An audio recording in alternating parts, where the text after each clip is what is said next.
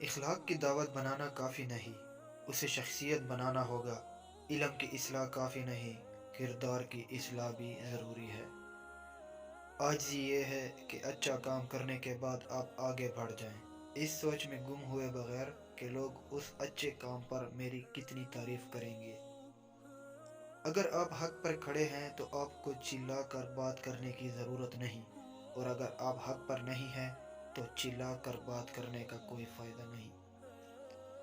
قانون بگڑے ہوئے افراد کے لیے ہوتا ہے، بگڑی ہوئی قوم کے لیے نہیں۔ بگڑی ہوئی قوم کی اصلاح صرف دعوت و تربیت سے ہوتی ہے۔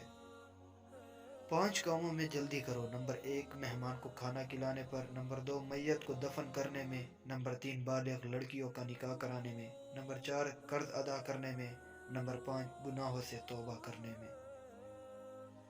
انسانوں کے آدھے مسائل عقل حل کرتی ہے، اور باقی آدھے مسائل کا حل مضبوط شخصیت ہے، جو مسائل کے ساتھ جینا سکھا دیتی ہے۔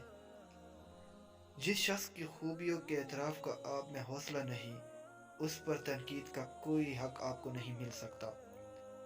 اس ملک کے حالات برے لوگوں نے خراب نہیں کیے، ان اچھے لوگوں نے خراب کیے ہیں جو خیر و شر کی کشمکش میں غیر جاندار رہتے ہیں، جو اپنے بیوی بچے اور نوکری کاروبار کے سوا کچھ سوچتے نہیں۔